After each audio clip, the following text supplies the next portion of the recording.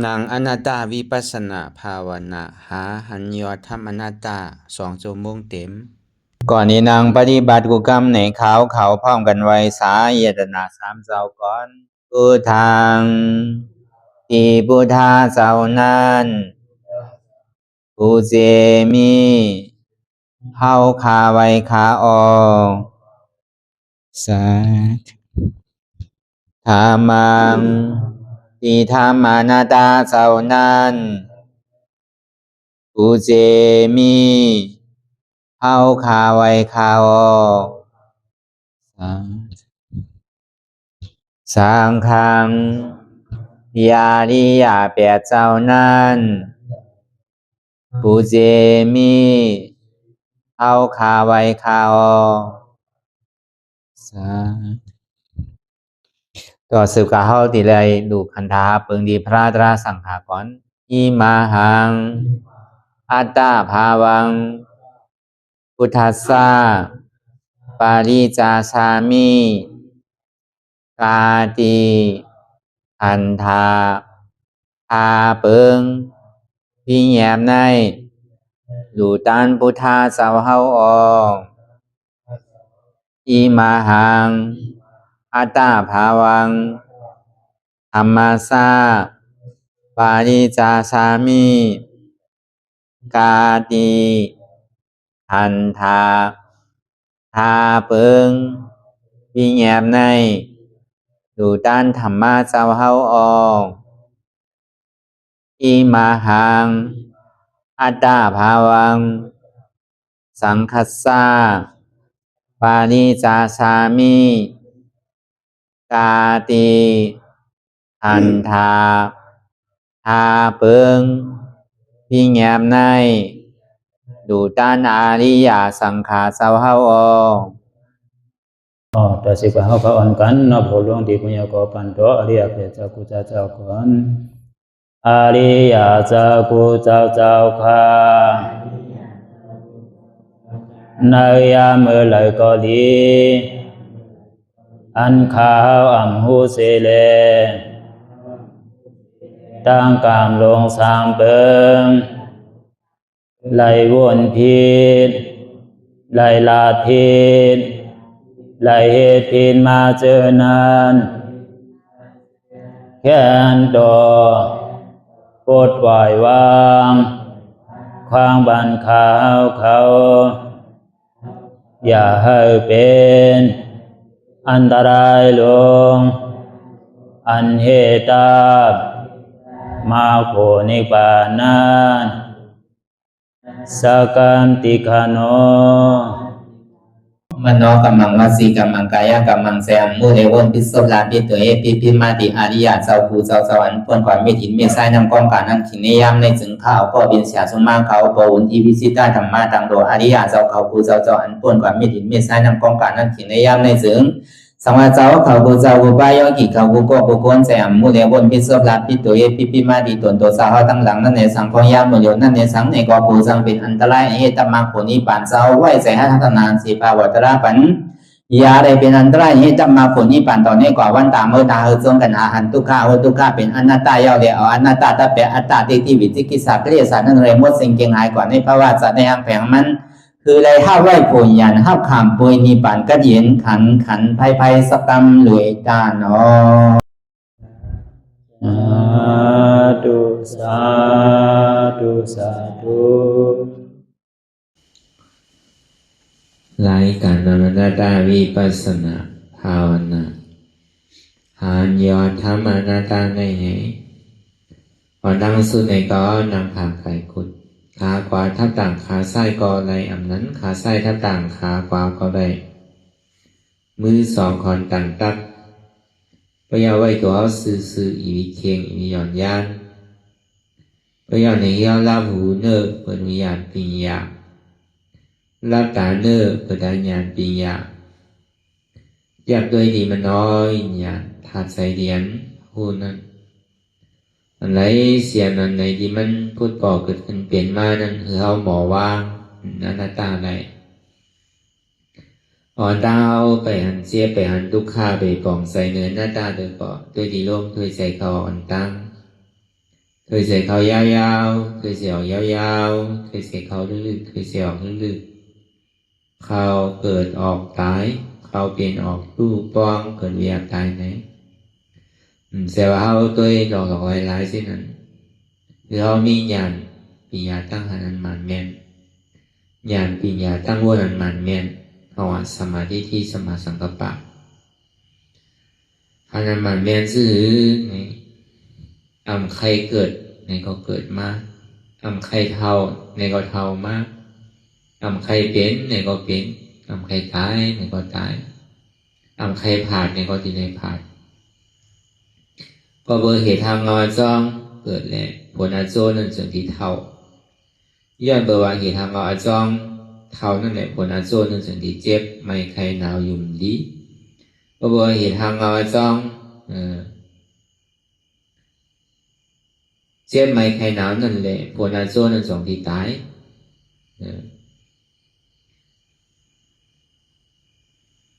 ก็เบอร์เหตุทางเราอาจจะตายนั่นผลอาโจในสังติเกิดที่ไหนกว่าที่ดี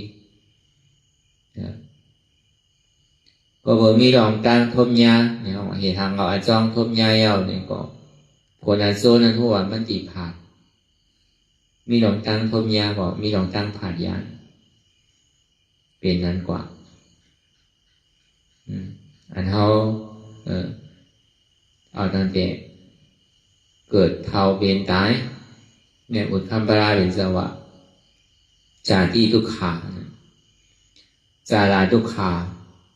แผดที่บิทุกขามารานาบิทุกขาปิเยหิวิปโยโกทุกโขมาโกอปิเยหิวิปโยโกทุกโขมาโกที่ห่อไว้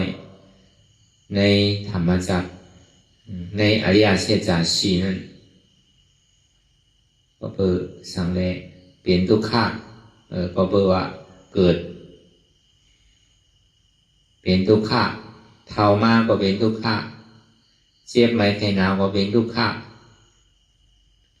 ตายนี่ก็เป็นทุกข้างสังเลผ่านยานโกนเตียนเข้าหักเข้ามาเข้าเจอผ่านที่ก็ผ่านตายก็เป็นทุกข้างสังเลอยู่จานิมอมโกนเตียนเข้าหักมั่งเจอเนี่ยก็เป็นทุกข้างมันทุกข้าสื่อในบ่ห้อมซับแรงเข้าบ่หัวมันถอมลงเสียจากที่จะลาแปที่มาละนานว่านั้นบ่ห้อมซับแรงหรือมันลึกๆเนี่ยก็เท่าดีถอมไหมป้นกว่าถอมหูหนึ่งดีออกหูหนึ่งเมาเข้าใจเมาจับใจเมาใส่ใจป้อมเอาจับใจใส่ใจนี่ก็เกิดสังเวกะอิ่มลองตั้งเกิดเท่าเป็นตายเนี่ยใครเกิดใครเท่าใครเป็นใครตายอยู่ที่นั่นนะเพราะนั้นแหละเกิดเป็นทุกข้าซื่อเนี่ยจาที่ทุกขาวันนั้นบางเผ่าบางก็ในข้าวดิ่มหู้ว่าจาที่ในถามว่ามันเกิดออกมาเอาจาที่มันใจตั้งแต่มันมาเอาเนี่ยปฏิสันติในต้องแม่นั่นแหละจาที่ทุกขามันใจวันสองวันใจเดือนสองเดือนใจข้าวยามเป็นกระเหือข้าวดังเก่าเหลือนซิบเหลือนลุ่มๆลงวนด้วยอย่างนี้บางก็ห้ามถึงซิบเหลือนก็พอออกนะพอออกมาเนี่ยเขาแห้งห้ามมีเลยรุ่มลาหยาบ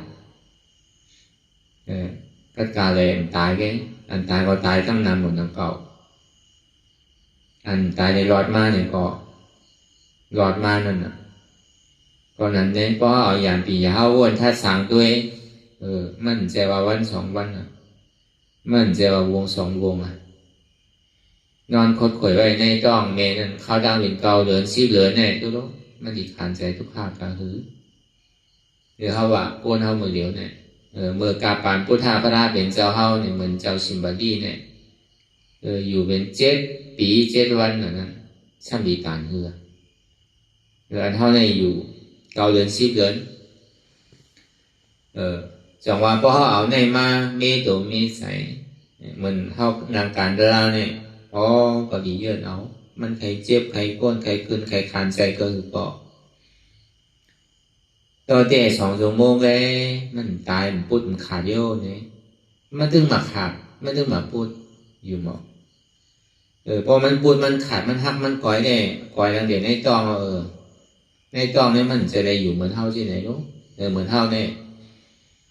มันกัดมาเนี่ยก็นุ่งเสื้อปันผมพาปันนานๆน่ะ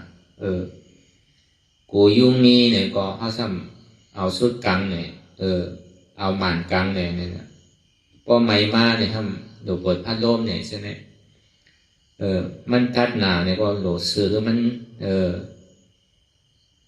นางมันเสียบหนาเนี่ยดิซื้อมันโน่นนี่นึงเนี่ยมันยังขึงป้องกันได้นะเขาว่าอันอยู่ในตองนี่มันจางให้เหลือนอนคนข่อยไว้เมื่อไหร่อยู่ในถงลมนั่นพอยามือเมกีนันเสียมันไม่นะวะค้อนวะมันกระเตอร์ใช่วะนั่นเพราะว่ากีนันนักอันแข็งก็ในห้ามกวาดเตียงใช่วะเมื่อนำมาหินเตียงไว้วะมันทำจางลาจางสันจางห้องนั่นตัวเตโต้งเลยตึกหนึ่งห้าหันเนาะก็นั่นแย่ที่ห้องสันว่าเจ็บนาลูกข้านาเนี่ยมันจังลาน่ะขานใจนาเนี่ยมันจังลาน่ะมันอยู่ในต้องลมมันติดขานใจก็ทาดินน้ำลมไพ่เนี่ยมันเผาไอ้สีนั่นเปิดห้องวันหน้าโรครีวันนั้นอยู่ต่อถึงบ่เกาเหลือนซิบเหลือนแน่ถึงนี้เกิดออกมากก็ซ้ำเป็นซ้ำน่ะเอาเนี่ยเขาใช้ปองอันเหตุการณ์ตลาดเนี่ยอันเท่านั่ง2 ชั่วโมง 3 ชั่วโมงก็ได้มันขลาหังอีเวกใช้ติดใจจับรออันชั่วโมงนั้นมาบอกเขาว่ามันแค่เหลืออีกมัน2 ชั่วโมง2 ชั่วโมงปลายเนี่ยที่เต้เมินเท่าอ่อนเนี่ยมันเหลือเท่าหู้น่ะเท่าก็ปักเก่าเปิงเก่ามันทำจองสุด6 โมงน่ะถึงที่ออกมา8 โมงไปที่เต็มเมื่อเท่านั้นเนี่ยมันใจ6 โมงมันเป็น6 โมงไปเนี่ยเขาว่า6 โมงมาปอก6 โมง5 มินิ6 โมง10 มินิที่ไหนลงถึงที่ยาวกว่ามันก็ปอ6 โมง15ที่ไหนนั่นเนี่ยถึงที่อันเท่าส่งเมตตาพอใจเท่ายามหานาทีจับความเดียวถึงที่อันเท่าถอดถอนป้อกันเย้าเนี่ยก็ถึงที่ส่งเมตตาก็บอกคามินิดนี่ตัวใจเขาเนี่ยเปลี่ยนชื่อพวกกว่าเนี่ยพวกกลุ่มกันงอกเงียนด้วยนาดีเย้านะอยู่หลายตีในเขามันใส่นาดีไว้พวกออกกับพวกหลงเงียนนาดีเย้านะใจเขาเนี่ยเป็นกันนั่นกันเด้อเขาอย่างมาเป้โกตายโกเจ็บว่ากันนั่นกันเด้อก็มันพูดเนี่ยอยู่ในจ้องซ้ำโกหลังกอมจังกับแย่สันตามีไผก็การอะไรขามไว้นั่นเขาจังกว่าแป้สันต้านจังกว่านี่กลางใจที่ไรก็เลยพอมาวนท่าช้างด้วยในการนั้นเขาให้การตลาดเนี่ยวนด่าเฮาเลยนะเขาจังกับแป้สันต้าพักไผ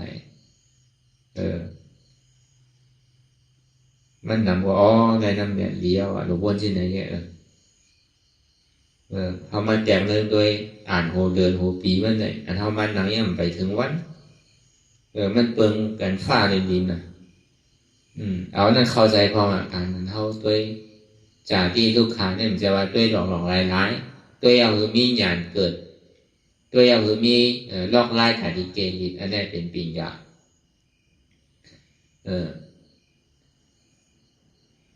ก็บอกมันเป็นรองเตกันเท่าว่าเนี่ยมันทุกข้าก็คือละจานตีกันว่านั่นมันใครเกิดทางว่าพวกเกิดทางก็ดีทุกข้าทางเพราะมันเกิดเป็นก้นก็ดีอยู่นะกูมันเป็นทางก้นเนี่ยพวกมันเป็นก้นเนี่ยครับมันยังดินหนาแล้วเนี่ยเป็นปากปุนเฮงปุนหมื่นปุนแสนปุนล้านปุนดีกูก็คือก็มุอันนี้เขาว่าลองสาที่เอาอันนี้เป็นคอตาเดียนเขามีรองตั้งคัดใจเลยเนื่องในเขาติ่มมีรองตั้งหย่อนย่านตั้งคัดใจนั่นจังว่ารองตั้งเดียนเขาวนอยู่ในมันพิษเปิงมันออกนอกคู่รองตั้งเขาก็ว่ามันอย่างสู้ขึ้นถึงที่ว่าเนื่องในเขาดีมีรองตั้งคัดใจเนี่ยเขาหารองไล่กูเจอกูรองตาดีเกลิเปียชนะ หลงเตี่ยมันฝังหลากลึกไว้หนาเนี่ยมันฝังไว้ลึกหนาดีแกอะไรนั่นเอากูเสื้อกูรองกูไล่เขาพอดีมีลองตั้งอิ่มเวอร์จานหันเพไพ่ลองตั้งเกิดเป็นทุกข์ใจด้วยหลายหลอกแต่พอเขาบอกเอาตะลาเนี่ยมันก็อันเขาเข้าใจได้สังอันเขาหันอยู่นั่นได้สังอันเขาวนท่าด้วยนั่นได้สังหรืออันอยู่ในต้องนั่นมันทุกข์ว่ากันนั่นมันเมื่อปานพระหรือจะเขามีน่ะมันก็ยังตึกจับต้องอยู่เนี่ยจำดีเกิดก็เลยถึงนี้มีคนพีเขามาอุบเนื้อเพื่อนมันว่ามันก็ยังตึกตีเบี่ยงเกิดดูหัวนั่นแหละเขามาอุบลองกำสั่งสอนของพุทธาพระราเป็นเจ้าเขากับการเลยอริยเศษจากสีเนี่ยอันใดมาเกิดเท่าเป็นตายเนี่ยเป็นทุกข์พระเป็นเจ้าว่าไว้ได้มันเต็มพิษเปิดเหตุที่ให้เขาเกิดเท่าเป็นตายเนี่ยก็เปิดความอยากอะไรใครเป็นเขาว่าตัณหาเพราะว่ารับตัณหาเหตุความอยากอะไรใครเป็นสุดเสียงยาวก่อผู้ว่าตึงดีปนตั้งทุกข์เลยแต่ที่รับเหตุทางเราอาจ้องตัณหานั่นเนี่ยที่ได้เอาอันใดเนี่ยที่ได้ยาซ้อมมากกาเสียจากอริยมากกาแปดเปิงเอาปีญาน้ำหนักบนว่างว่าก็เปิดว่าอุปเปิงพองคำเดี๋ยวมันได้อำใครเกิดก็เกิดมันไทยได้เท้าก็เท่าอำใครเบนก็เบนมีภัยตาดีอยู่เนื้ออาณาอำนาจมันไหนมาดึงไหวเขาสู้เกินเขาสู้กับต้องตั้งตายมันพอผู้ดองได้อย่างนี้ซึ้งปล่อยพาว่างแต่กูซื้อกูลองปล่อยพาว่างแต่ลองตั้งยึดยับกับมันมีตัวเปิดมีตัวเขาในเช่นในเขาว่าเหตุทางเขาชอบมันนั่นเพราะเป็นงานยาวถึงดีทุกข้ามันรับสุดเสียงกว่ายาวกว่าเดือดเสียหับจามป่วยนี่ป่านเขาว่าสุขาเนี่ยพาเป็นเจ้าพ่อเนี่ยหมานเตะซื้อใจเตะพิษเปิ้นเตะเขาสองก็อุบโอกันน่ะมันก็สั่งมาเอาไอยงใจมันนั่นกับโวนลองอันพีกับอุบโอกันดีเนื้อมันโวนซื่อหลานมันเจ็บต้องแก้หนูเนี่ยมันเป็นทุกข์เหตุที่มันเป็นทุกข์เนี่ยก็เบอร์ทั้งก็เบอร์ต้องเขาก็เบอร์ลูกเขากัดใจติดลูกกัดใจติดต้องอันนี้เขาว่าช่างแก้ถึงมันกว้างกันพอมันมีเขาก็มีเจี๊ยบโน่นนี่ย้อนเบิกย้อนตื้อหยุ่มยำว่าเป็นลูกเขาลูกเขาอยู่ในมันเคมันเกิดต้องเขาเจี๊ยบหนักเมื่อไรมันติดเกิดอันเจี๊ยบอันที่หยุ่มยำมากมันว่าเป็นต้องเป็นลูกมันนั่นอันนี้มันเป็นอัตตาเดขี้เป็นเหตุทางเราอจองอันเจี๊ยบเนี่ยเป็นอโจทุกขะอันหยุ่มยำมากมันว่าใครมันเป็นกันใครมันเป็นไหนเนี่ยเป็นอจองทุกขะพอปล่อยภาว่างลองอันใครมันเป็นใครนั่นเนี่ยก็ห้องมาเป็นมากการนั่นมันถึงดีเอาอันนี้เฮ็ดล่างอันเจี๊ยบก้นคือเนี่ยเป็นทุกขะรู้เหตุทางเราเนี่ยมันมีแต่อันเจี๊ยบอันก้นอันคืนเหตุทางเราเนี่ยมันมีแต่อันเขาหยุ่มยำมากมันว่าใครมันเป็นนั้นใครมันเป็นไหนย้อนเปิดเป็นต้องเก่าย้อนเปิดเป็นลูกเก่าใครมันออกไว้ใช่ไหมอันใครคือนั่นมันเป็นอจองทุกข้าก็มันเดียวปล่อยให้มันเป็นตามสภาวะที่มันเป็นในจังที่ถือละมันไปออกก็จังที่ถือมันดิมันไปถึงขิงถึงข้าวมันถึงยามันเกาะเติงมันจนที่เอาใจไม่อยู่ที่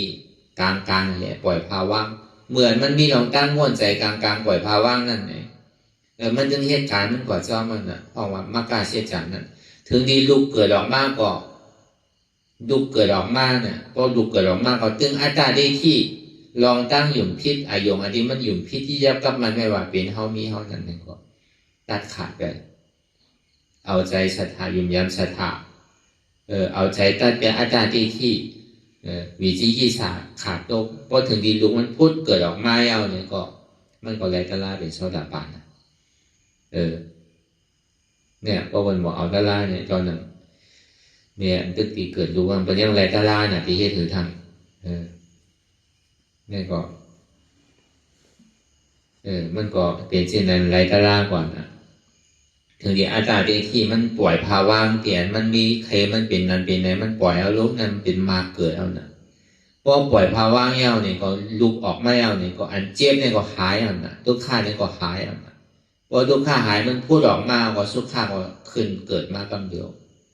ในอริยเชษฐสีในเหตุการณ์กำเดียวขึ้นว่าเป็นโสดาปฏิมาโสดาปฏิโภแม่อันนี้ต้องมันเกิดดูมันไหลกระล่านวะนะอันมันมีลองมันมีวัตถุมันมีดีพุทธาพระเป็นเจ้าพ่อไว้เมื่อปานพระเป็นเจ้ายังคืออยู่เศร้านั้น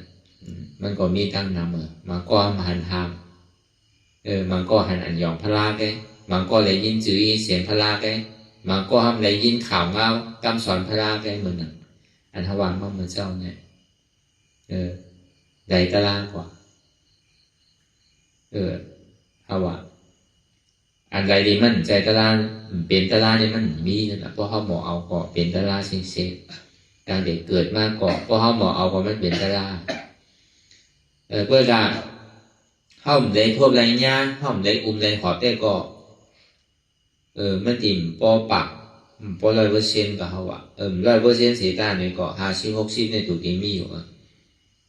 อันนี้เขาว่าลองเกิดลองเท้านั้นรู้เนี่ยกำลังก้นเท่านี้ยุ่มว่าลองเท้าเนี่ยเมื่อไรคนอมหอกเมื่อไรเงินนำเหี่ยวเมื่อไรตามโมเมื่อไรหุ่มนกเมื่อไรเขี้ยวบ้างให้มันไปเข้าใช่อันนี้เตียนเท่าหันอันเท่าวนอยู่ปุ๊บเจิ่งเลยเนี่ยหันพิษวนพิษหนาวเท่าอันว่าเนี่ยมันว่าจอมอายุอาชามันว่าจอมที่ว่าเขี้ยววางหัวหอกนางเหี่ยวใช่มันว่าเลยลองตั้งแต่มันเกิดมามันเกิดพูดออกมานั่นนะพอมันออกมาอย่างว่าเท้ามันเกิดมาหันงาเมหันดุมผ้าก่อนเท้าเท้าซื่อละเท้าเหลือก้นอยู่ในต้องมันเท้าเหลือก้นอยู่ในต้องอยู่วันก็เท้าวันอยู่10 วันก็เท้า10 วันอยู่เดือนก็เท้าเดือนอยู่ปีเท้าปีลองตั้งสาระทุกท่านนั่นเป็นหรือเนี่ยเขาว่าเพราะเป็นลูกอ่อนแดงเนี่ยอย่าไปว่ามันเป็นลูกอ่อนมันเท้านั่นแหละใช่นอนหงายไว้มันจังให้หรือลูกใครกินเงี้ยห้องให้ต้องไหนครับลูกกินนมพอกินน้ำมันขี้น้ำเยียวน้ำพอเยียวน้ำขี้น้ำเนี่ยมันอยู่หยาบลูกต้องเขามันนั่งเนี่ยพอมันเจ็บมันก้นแต่เขายังอยู่หยาบนะอันนี้ทำนั่งอะไรทางขี้ทางเยียวไว้เนี่ยเยียวมันซ้ำเฉียบลูกแล้วมันตีอยู่ไรชื่อก็อยู่หยาบมันห้องให้ตีลาดก็มันจังลาดตัวลูกเจ็ดขี้เจ็ดเยียวกับพองลูกเนี่ยมันลาดอะไรนะเพราะลาดอะไรก็มันกลัวเป็นเอากับวุ้นแปรเพราะทุกอ่อนหมอลาแต่มันใจทุ่งจามมันน่ะเดี๋ยวสิไฮกันน่ะพอไฮมาเนี่ยผู้ว่าโกนมันจำมากก็ก็เปลี่ยนไปพอเปลี่ยนไปเจอดีแค่นกว่าอีกนึงพอใครกินมาห้องไฮทั้งพอคิดว่าเยอะห้องไฮนั่นน่ะก็เนี่ยอยู่มันนอนหงายกันน่ะนอนหงายก็เฮ่อลูกคานใจพอเป็นนันไทยพอมากำตัวมีเยียวมีขี้มไปหาก็การที่ได้หอกมันก็เอาใส่กูเฮ็ดกูอะไรไกลกับไกลมากก็กับมาใช่ไหมให้ขอให้มาติดเมื่อน่ะพ่อกับว่างกูของไฮที่ติกันแน่การแน่ขันถามแน่ลองตั้งอันเตี่ยวโมเนี่ยมันตึงติดจับกลับมาตั้งเด็กเกิดมากรออันโมไปเวทนานั่นมันจะมาเข้าใหญ่มากเลยแต่จังว่ามันติดมาเข้ายากเหมือนกบเปิดมันหุ่มพันมีคนสั่งคนสอนแล้วมันก็เอาใจมันวางมากตั้งแต่เมื่อเล็กๆมากก็เลยพึ่งคอมพึ่งการพึ่งยานพึ่งไปก็เป็นทุกข้าพึ่งอุบพึ่งลาใช่ไหมต่อถึงก็เรียกใหญ่ขึ้นมาก9 ปี10 ปีใครของเรียนใครของกินนั้นเมี่ยวหนอนกินก็ดีเอาของคนลงกินของคำกินได้ดีเอาเมี่ยวลูกเมี่ยวคนลงเรียนปันลูกอ่อนเรียนเขามั่นใจเมี่ยวมันกาบไหลกาบนั่นไอหย่อยเลยไอหย่อยนั่นต่อถึงก็เป็นว่าเป็นสาวทุกข้านั่น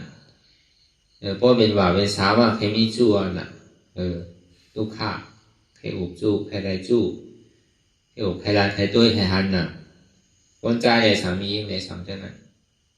มันก็ทุกข้ามันน่ะตึกเป็นหนุ่มมันก็ใครไรเนี่ยพอเมนเจอมาเนี่ยมันก็กินยาตายว่ะแกนคอตายว่ะ แหวนตกน้ำตายว่ะการนั่นกันโน้ตั้งขันใช้นั่นให้ถึงแต่นั่นก็มีถ้าว่าหันมาตั้งนำก็ได้ถึงดีเจนะหอโตเฮิรนไม่เอาเนี่ยอยู่สองกองอยู่กับอยู่มากใกล้พิษกันน่ะอยู่กับอยู่มากหันเปิ้นมีลูกมีร่างคอยไปใครได้เอาไหนถึงป้องกันแต่ที่ไรก็ทุกข้าว่ามาอยู่มาสองก็ทุกข้าสองก็มีลูกมีร่างมากกองโดยให้ยังดูกลุ่มนายให้การให้งานอันนี้เรื่องลูกเรื่องร่างเรื่องนาหอโตเฮิรนกว่าเป็นที่ไหนมาต่อถึงอายุอาศักก็มีลูกใหญ่ขึ้นมามีลูกไปลูกเขยมากเนี่ยเท่ามากเนี่ยเก๋มากนะอายุอาศัก60-70ไม่เอาเนี่ยก็ทุกข้าตั้งแต่เรียกต่อถึงอายุ60-70บนห้องอาจารย์ลาใน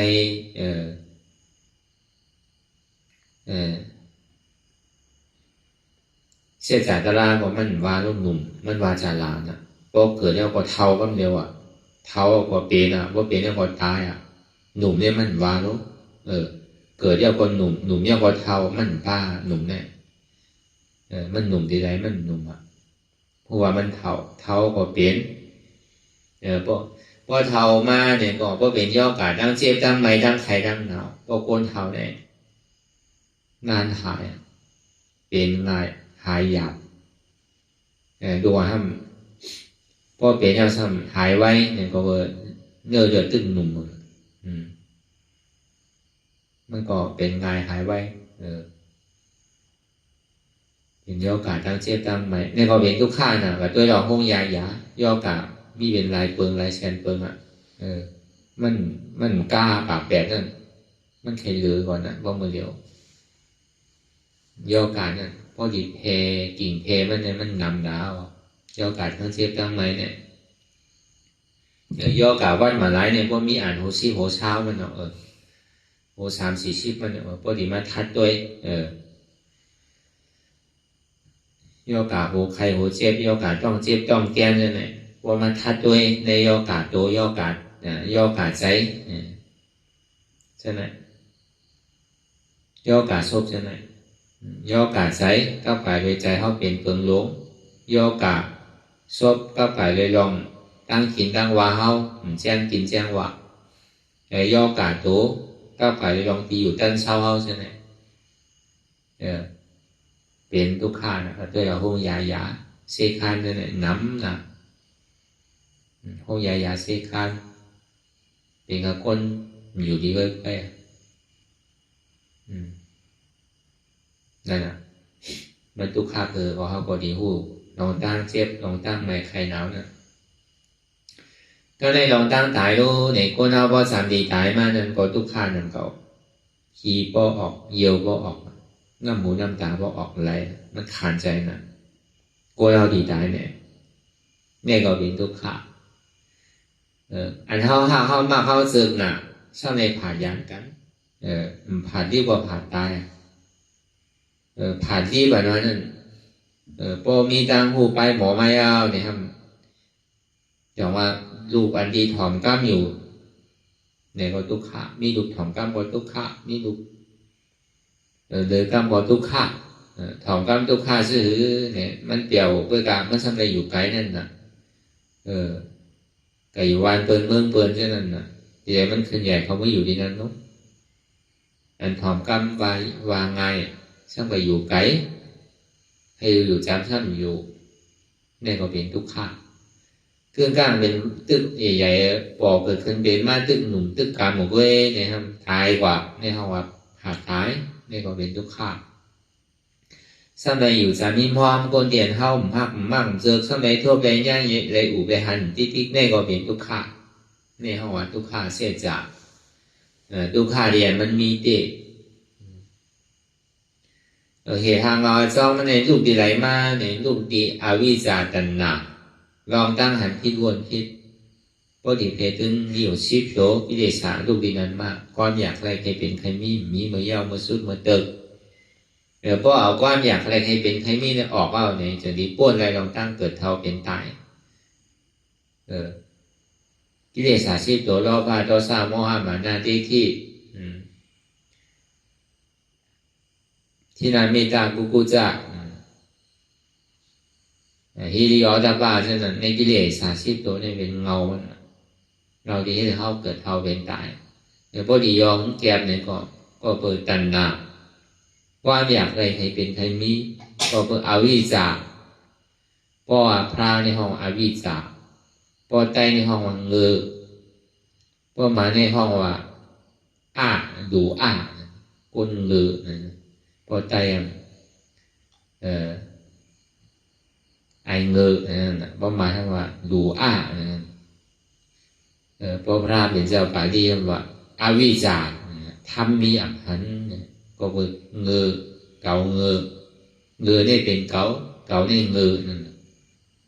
อันนี้ก็เปิดมีหลงตั้งหันพิษไว้อ้วนพิษไว้เนี่ยอ่อนเฮาเกิดตาย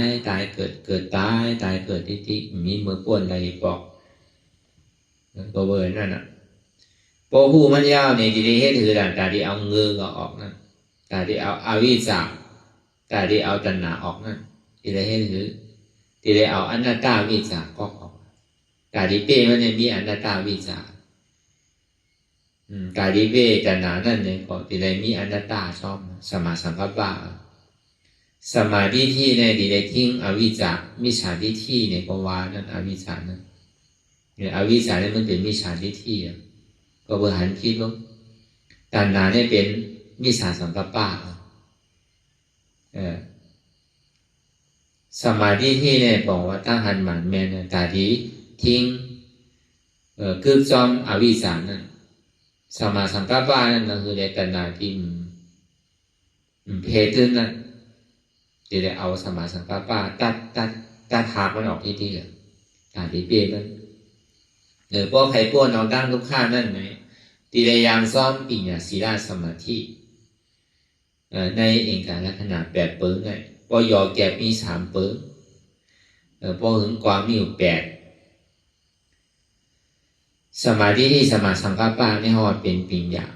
สมาวาจาสมากรรมตาสมาอาชีวะในห้องว่าศีลศีลพอเพศอันนี้มี3ตึงหมดเนี่ยมีอยู่พอเพศเนี่ยมีอยู่10ในศีลศีลเนี่ยมี10จื่อมันโนตุจะเลิก3วจีตุจะเลิก4กายตุจะเลิก3เป็น10ที่ได้ทิ้งใจทิ้งศพ要ก็ทิ้งโตในเป็นศีลเสียงก็ในสมาวายามะสมาสติสมาสมาธิอันนี้อยู่ในจุ่มของสมาธิสมาวายามะเนี่ยวิริยะตั้งคัดใจอดีฐานก็ว่าวิริยะตั้งคัดใจเนี่ยก็ว่ามันเป็นอันเดียวกันในที่เลยอย่างซ้อมมันนะนอกเหลือเสียได้เนี่ยเพราะว่าศีลในสมาธิพาจอมปิญญาเนี่ยเป็นศีลศีลสมาธิของพุทธศาสนาเพราะศีลสมาธิเนี่ยมันคือจอมปิญญาอันวันนั้นมันเป็นของนอกศาสนาดังจึงต่างเกินกับวันมีลองศีลศีลในลองสมาธิเนี่ยมันจะว่าศาสนาเขาไว้ก็อย่างมันขาดปิญญามันขาดลองตั้งหันเลยลองตั้งวนอันเท่าในซ้ำพระเป็นจะเอามากึกจอมลองปิญญาเลยมันจะดีว่าเป็นศีลสมาธิของพุทธศาสนาปิญญาศีลสมาธิศีลสมาธิปิญญาสมาธิปิญญาศีลอนุโลมปฏิโลมด้วยการเหมือนเขาสร้างด้วยกันนั้นเปิงหลงมันนั่นจะได้เอาปิญญาน้ำหนักศีลในสมาธิในจอยแถมแห้งดังหลังเมื่อเขาอยู่เป่าอยู่พังเหตุการณ์มันเนี่ยจะได้เอาศีลศีลน้ำหนักสมาธิตามจอมญาณปิญญาจอมเมื่อมันมีดองตั้งสันคอนดองตั้งตุ้มเตือนหนึ่งมากึ่งก้ามเป็นเพเป็นไพ่แห้งห้าวแห้งมาเนี่ยนั่นจะได้เอาสมาธิน้ำหนักจะได้เอาสติสมาธินิ้มไว้กึ่งก้ามไปก่อนอย่าไปกึ่งก้ามใจไว้ใจห่อนเพราะอยากไปเอาญาณปิญญาทัดด้วยนี่นะอันนี้ก็มันเป็นมือไหนมือนั่นเขาว่ามือข้าวยามเตียนนั่งนางตะลานั่นตีได้เอาปิญญาศีลสมาธิปิญญาน้ำหนักมืออันเท่าเฮตตะลานั่นเนี่ยตีได้เอาศีลศีลน้ำหนัก เหมือนเฮากึ่งกลางเกิดเพศไพ่น่ะตั้งแต่ตั้งตัวนั่นตีได้เอาสมาธิสตินั่นน่ะเนี่ยมันตัวอิงโดยสิกันก็การขาดกันได้ใน3ตัวนี้มันเกี่ยวกันไว้ที่เอาอันนึงอันเดียววักเดียวอันนึงได้พอมีปัญญาก็ดีเลยคือจอมศีลสมาธิพอเอาศีลเนี่ยก็ดีเลยคือจอมสมาธิเลยปัญญาพอสมาธิเนี่ยก็ดีเลยเอาปัญญาเลยศีลเนี่ยคือจอมกันมันหนังบ่วงนี้มันก้องมันไว้ขาดได้กันอันนี้เขาว่าลองคือมันมันจะว่าเหมือนเท่านางกล้วยอันไล่อันที่ว่าเนี่ยเหมือนเท่านางจ้างตื้อกรรมเนี่ยก็คือพอได้เหตุการณ์มันเสียนั่นไหนใช่ป่ะพอเขาใกล้เหตุใกล้จ้างตื้อกรรมอยู่กูขิงกูข้าวยามในข้าวดัง24 ชั่วโมงเนี่ยมันลงตัวลืมขิงลืมว่าทางลืมตัวเตียนเขาเฮ็ดไว้นั่นเนี่ยเลยว่าเขาก็เก็บซิมหอมไว้เหมือนเขาเอากอกอะไรกับตุ้งไว้ที่นั่นวันหนึ่งมามันเต็มพอมันเต็มมาเนี่ยก็กั้มแค่นั้นนะแล้วป้อมเป็นนั้นเองคือเขาได้ตั้ง1 ปอกหัวมันได้มีอยู่นำมันเพื่อกะมันนานเต็มกันนั่นจ้ะเพื่อกะมันเฮ็ดอยู่กูขิงกูข้าวได้เฮ็ดอะไรอยู่กลางตัวกลางใจการที่มีปัญญาศีลสมาธิการที่มีศีลสมาธิปัญญาการที่มีสมาธิปัญญาศีลเนี่ยเมื่ออะไรมันตุ้มเก้อกึ่งกลางเป็นมาเนี่ยก็เราเอานั่นออกมาใจกันเดี๋ยวนั่นนะพอเหมือนนั่นมาเนี่ยก็ไปบางเดียวเนี่ยมันกึ่งกลางเตี้ยตัดกันเดี๋ยวมันได้นะบางเสื้อบางร้องนั่นมันอยู่ในเตี้ยตัดไว้บางเสื้อบางร้องนั่นอ้วนด้วยดีก่อนไปเตี้ยตัดนะมันเปลี่ยนที่ไหนกันลองไปปีอย่างนี้มันใช่ว่าตีเลยกึ่งกลางเตี้ยกล้วยกะอันเท่านั้นตะลาได้หัวมันดีกึ่งกลางพวกเขาหมอปล่อยภาวะใจเขาเปลี่ยนเขามีเขาเนี่ยอันนี้เต็มเปลี่ยนครับเนี่ยมันเปลี่ยนลองตาที่กึ่งกลางตาที่5 ทันเลยตัดเลยกล้วยกะกึ่งตานั้นเท่าดีตัดเลย5 ทันไรนั่นเลยก็เดี๋ยวนี้มันมีลองตั้งพิษเปิงลองอันอยู่ลองเศร้าเดี๋ยวนี้เขามีลองตั้งสันคอนยกย้ายค่ายหนึ่งคือมันจอมอยู่ในอริยมรรคแบบตนน่ะเมื่อใดเมื่อนั้นเมื่อข้าวยามถูกที่เอายาปียาเตี้ยตันไว้ก่อนโดดเตี้ยตันไว้อันมันสางถูกเลยเปิ้ลนั่นอันเขาเมื่อเขาจ้างเขาตื้อกรรมเนี่ยในสางถูกเลยเปิ้ลก็กับพอเขาจ้างตื้อกรรมกว่าหึงนานเนี่ยเนี่ยเมื่อหนังพันมีมันพันอยู่ที่หนูเสียได้เนี่ยก็มันพันยาดีมันอันตาดีพันก็ลาดีพันนั่นน่ะพันกว่าพันมายามากินที่ก็วางนั่นก็ของว่ามันพันจะถูกตีมันโน่ให้กว่าให้มากจะให้พันกลางหลังที่กันน่ะจะให้ล่ามฟื้นกว่านั่นน่ะเป็นเช่นนั้นกันแล้วมันก็มาวางเพื่อพอมันพันจ้าบันเตียนมันใจได้มันวางมันก็พันกำใดก็มันดีพูดแกบางพองนั่นมันเอามาปานเท้าเหยียดอยู่2 หน้าเท้าเหยียดเท้ามันไข่พันมันกวยกันมันไม่อยู่ว่าพันอะไรก็ไรมันมาถึงเราลูกเนี่ยมาถึงเราลูกในกะเขาอ่ะเขาเปิงแต่มันเหมือนพื้นนั่นน่ะเหมือนโดนั่นน่ะเมื่อมันอยู่ในเถิดในป่าเนี่ยก็เขาก็สร้างกับเครื่องปองการตัดดิพันแบกมาก็ได้ถึงมาอยู่ที่เฮือเดียวเนี่ยเขาสมัครลอยกว่าเนี่ยพันเนี่ยเห็ดกว่าเห็ดมาก่อยไปหายกว่าเป็นลาบก่อนในสังมดปลุกมุงมอยไส้กินอยู่ในสังเจอไหนถึงข้าวยำมีไหมเอาซ้ำหรอเอาพันมีมากเนี่ยก็ในที่กับพันยังมันเบี้ยวนะมันเหมือนนั่นนะพันอยู่ห้ามเตอร์เหมือนมาวางหัวสัมพันธ์มันเป็นเช่นนั้นลองตั้งหันตั้งวัวนี่มันงามก็ได้เป็นเช่นนั้นจังหวะอันหันเลยอันวัวเนี่ยถึงงามกันนะลองตั้งหันในลองตั้งวัวเนี่ยก็เพราะมันเป็นเงา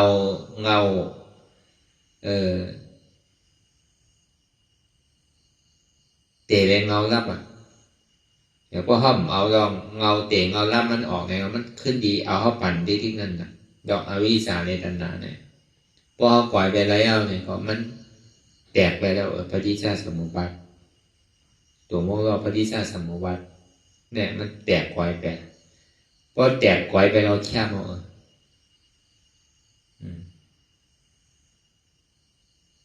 คือแต่มันแล้วก็หาดีว่ามันมีอ่ะ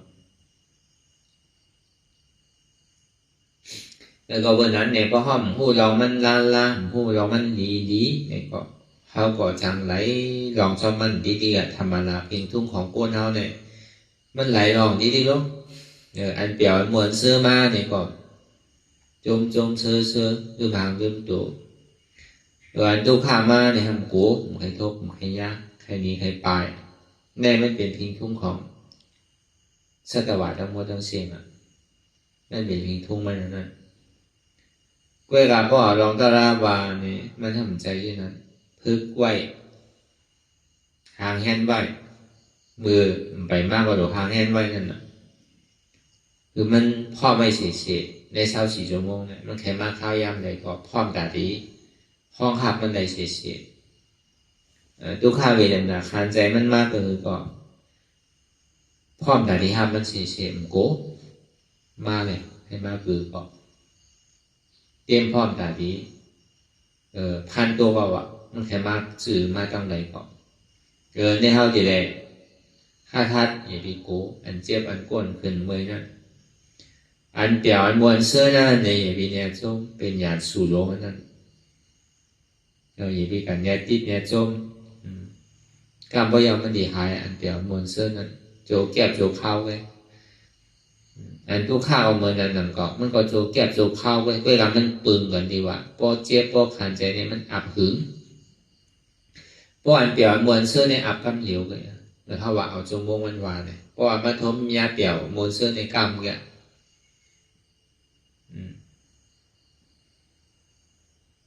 อย่างไรไว้ได้ไว้นะเนี่ยทำมาใช่ไหมปอนทุกขั้นเนี่ยรู้เมื่อไรดีหายเมื่อไรดีพูดเมื่อไรดีขาพูดมือขาดได้เหมือนใจ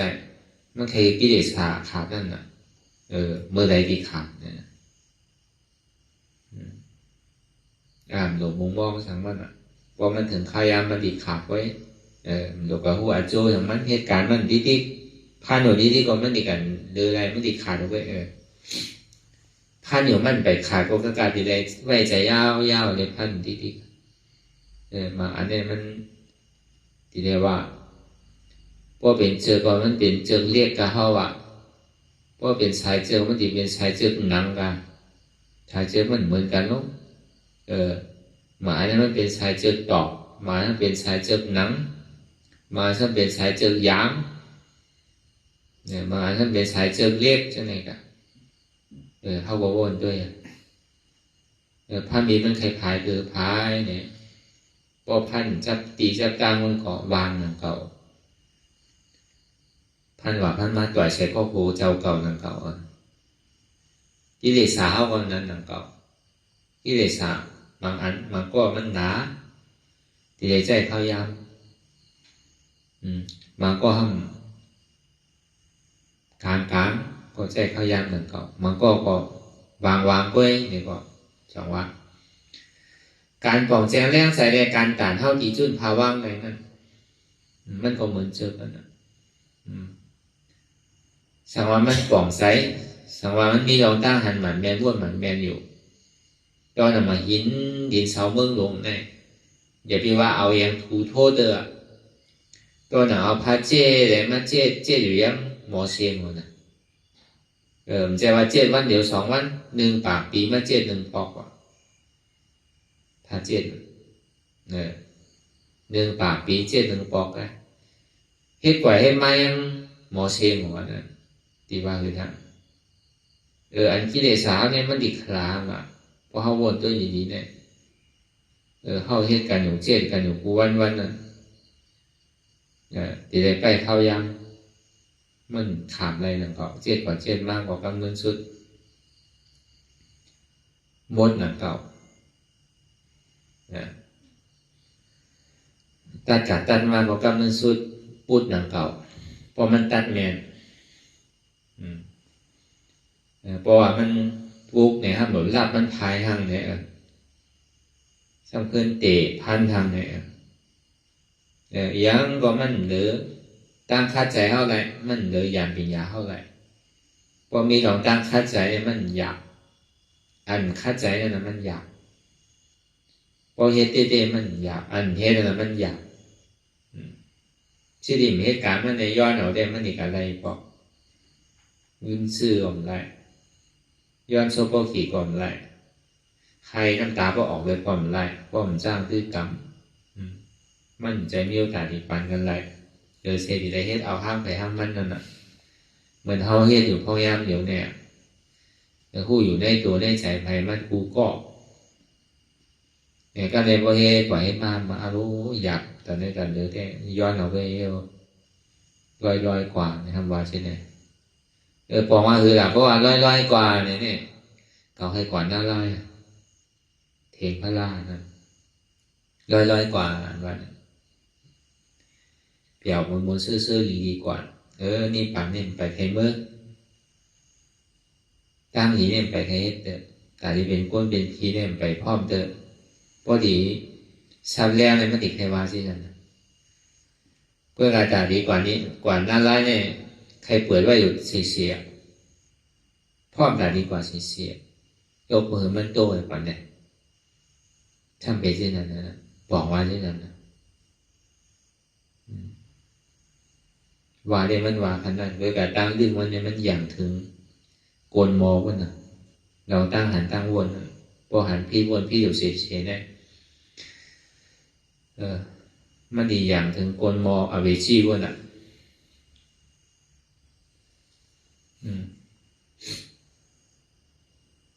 เพราะเมื่อไหร่มีน้องตั้งคาดใจเสียหย่อนย่านน้องตั้งคาดใจถึงมีน้องตั้งคาดใจว่าเสีย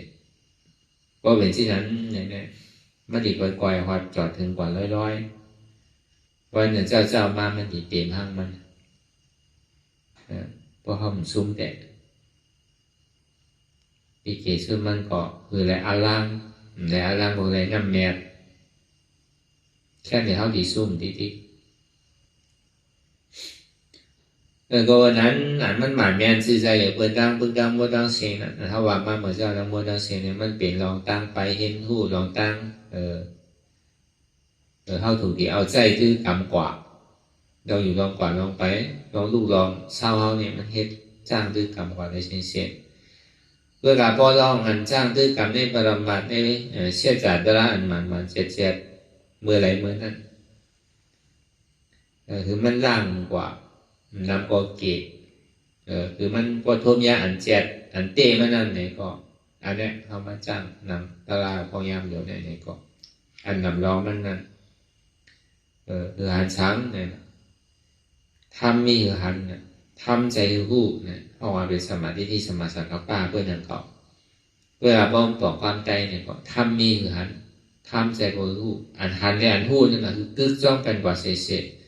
หันอะไรเนี่ยมันดีเจียจามดีมันดีเป็นอันเตี้ยอันหมันแมนดีหันเจ็บหันทุกข์หันเสียบไม่แกนตรงต่อเนชานฉันไว้โค้งแต่ไม่กั้นอ่อนแข็งสู้ถุนจำใหญ่จึงอย่าเป็นดุเนี่ยทำมีหันทำใจหู้อันเจ็บแกนตรงต่อเนชานฉันไว้โค้งแต่ไม่กั้นอ่อนแข็งสู้ถุนจำใหญ่เนี่ยเป็นอนัตตา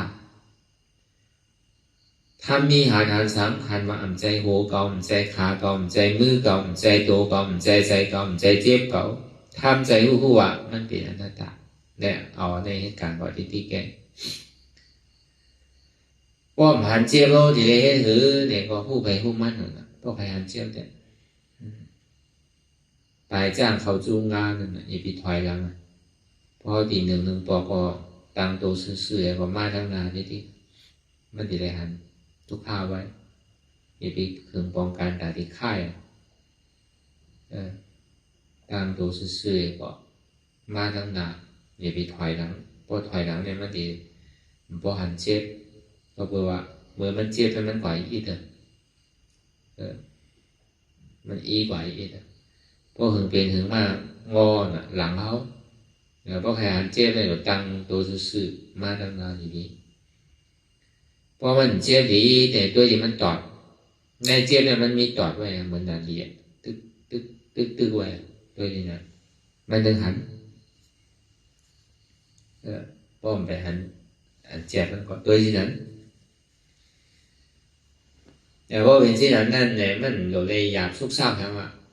พอใจมันถังใดถังเดียวเนี่ยกลุ่มก็หากิริยาหาเราไล่มันให้กว่าให้มาจอมันกว่าที่ที่ก็เมื่อหูแต่มันดังดีตาไว้ดูก็ได้เพราะมันมาหนำยาวนำเป็นน้ำมากกว่าช่องเปิลแปลแล้วอ่ะเฮ็ดก่อนเลยน้ำมากกว่านั่นแปลแล้วอ่ะใจเขาเนี่ยมันเปลี่ยนชื่อนั้นนะการทำงานในคนนั้นนั่นเขาเพราะว่ามันหันเจ็บในใจมันปิวเนาะเราบอกยังตื้อเจ็บกว่าใจมันตื้อปิวนะมันเจ็บเต้เลยมันปิวเพราะมันเจ็บเต้มันปิวมันยังตื้อปิวกว่าเป็น1 ลอง 2 ลอง 3 ลอง 4 ลองมันเจ็บเต้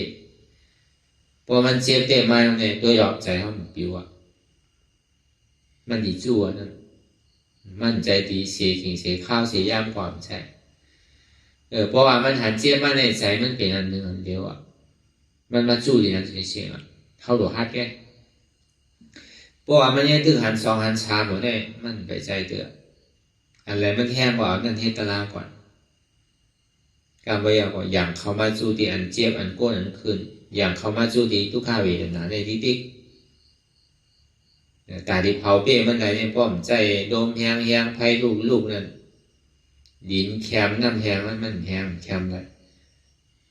จังหวะโดมแหงไผ่ลูกดินแคมน้ำแหงโดมแหงไผ่ลูกเขาซุกน้ำแหงไรกินเอาเขาโดดโซนไผ่โดดโซนลมมันโดดเป่าลมมันแหง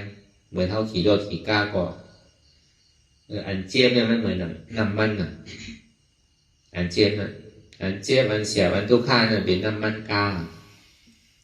ตัวนั่นโน้เป็นกาใจนั่นโน้เป็นก้นหอมมันน่ะซึ่งที่เฮ็ดสื่อแรงกว่าสมาธิที่สัมมาสังกัปปะแต่ที่ตัวเส้นตั้งกว่านั้นแต่ที่ทิ้งไปเล็กมันแดดเหยียบน้ำมันนั่นจะได้เป็นสมาธิที่สัมมาสังกัปปะเป็นก้อนโมหกว่ามีรวดมีน้ำมันมีก้นหอห่ำพูดสักตั้งกว่าบอกลองสั่งอันเท่าเนี่ยมีกันนั่นแหละน้ำมันก็มีเอาอ่ะมีเจี๊ยบกันกูก็กาก็มีกันกูก็ตีเรียกว่ากาก็เดี๋ยวว่ามันไปใช้เนี่ยขี่จอมเปิ้ลไงขี่จอมเปิ้ลไงพวกขี่ห้างก้อยดีก็คือ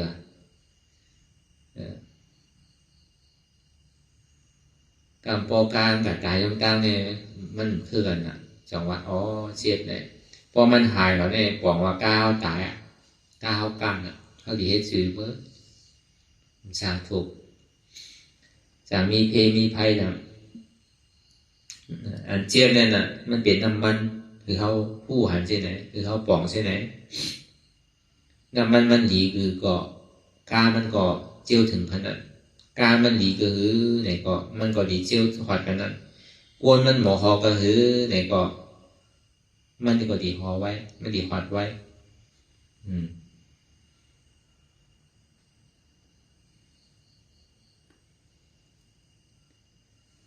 เนี่ยของเราอย่าปียาววนดีวนยาว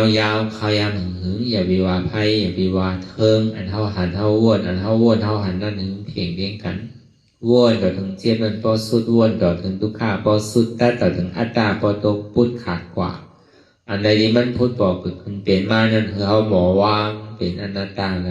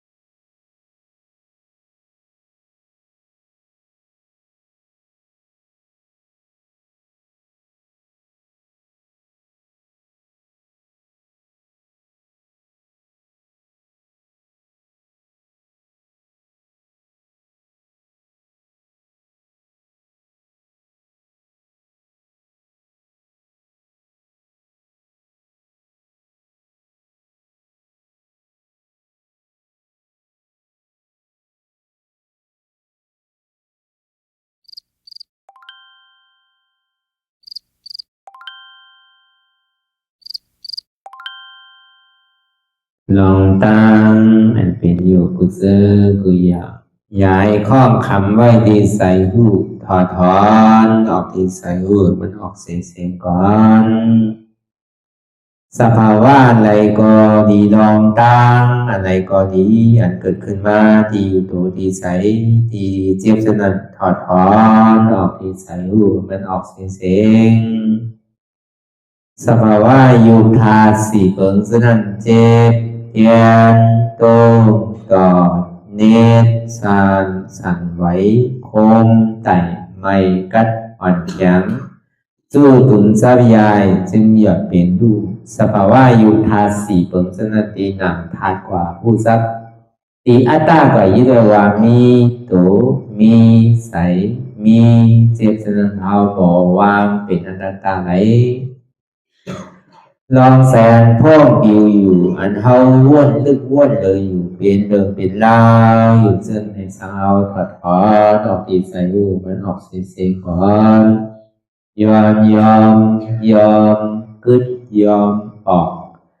ยอมลงอันเฮ็ดให้เฮายินดียินให้เสื่อมอารมณ์เสื่อมถึงใสถึงคอไว้ตีมันยืดไว้ตีมันเป็นทุกขานั้นควรปล่อยวางออกที่ใส่หูมันออกเสียงก่อนลองเสื้อเป็นทุกข้าเลยลองย้อนถึงใสหลายๆอย่างมันเกิดขึ้นมาตีตัวตีใสตีเจียบสนั่น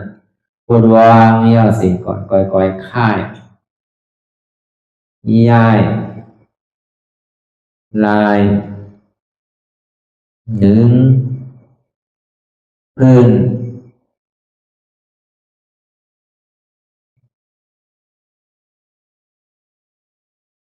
พยายามไหนก่อยเปิดตามืนตาลอย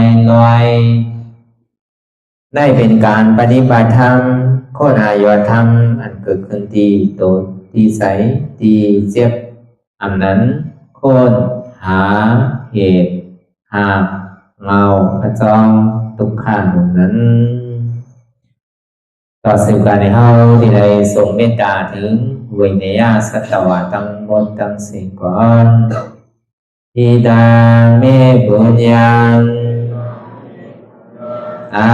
สวะคายังนิบานังวาหอตุมา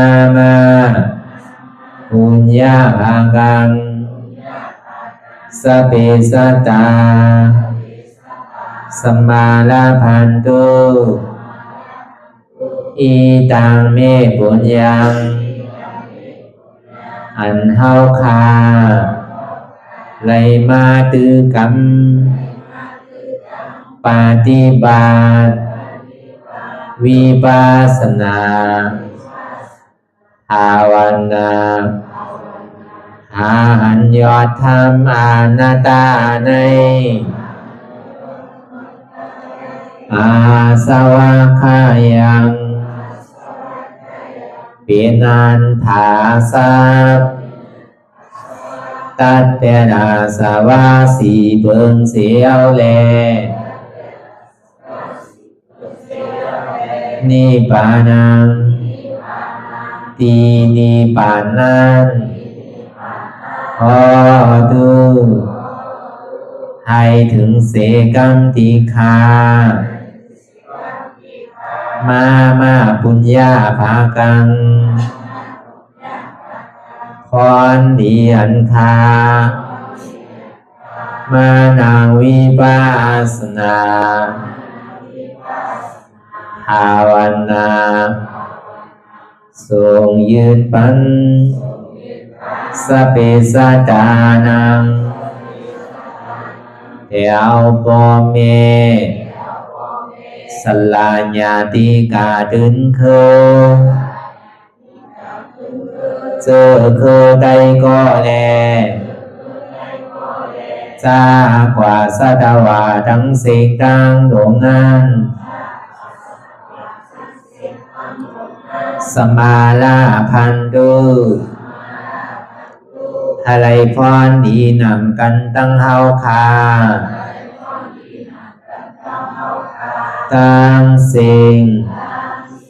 สกัมติคาโนสาธุสาธุสาธุ ต่อสิกว่าเขาก็อ่อนกันนับหัวหลวงที่ปุญญาโกปันโตอริยเพียเจ้ากูเจ้าก่อนอริยเจ้ากูเจ้าข้าในยามเมื่อไหร่ก็ดีอันข้าวอ่ำหูเสเลตั้งกามลงสามเปิงไหลวนพิษไหลลาดพิษไหลเหตุพิษมาเจอนานแค้นดอกปดไหววางความบันขาวเขาอย่าให้เป็นอันตรายลงอันเหตุตามาโผนิปานันสกัมติคาโนมโนกัมมังวสีกัมมังกายกัมมังแสมมุเรวนพิศลาปิตัวเอพิมาติอาริยะเจ้าภูเจ้าสวรรค์พ้นความเมตินเมสายนำกองการนั้นขินนิยามในจึงข้าวก็เป็นเสียสมาเขาปวุนทีวิสิตาธรรมะตังโดอาริยะเจ้าเขาภูเจ้าสวรรค์พ้นความเมตินเมสายนำกองการนั้นขินนิยามในจึงสังวาเจ้าเขาภูเจ้าภูบายกิเขาภูก็ภูคนแสมมุเรวนพิศลาปิตัวเอพิมาติตนตัวสาวตั้งหลังนั่นในสังพยามโยนั่นในสังในก็ภูสังเป็นอันตรายเหตุมาผลนิพพานเจ้าไหวใส่ให้ทัศนานสีภาวตระปันยาได้เป็นอันตรายให้จำมาผลนิพพานตอนนี้กว่าวันตามเมื่อตาเฮจงกันอาหันทุกข้าทุกข้าเป็นอนัตตาเยาวเดียวอนัตตาตาเปอัตตาที่วิจิกิสาเกลียสานั่นเลยมดสิ่งเก่งหายกว่าในภาวะสัตว์ในห้างแผงมันคือเลยห้าไหวผลยันห้าขามปุยนิพพานก็เย็นขันภัยสกรรมรวยตาเนาะสาธุสาธุ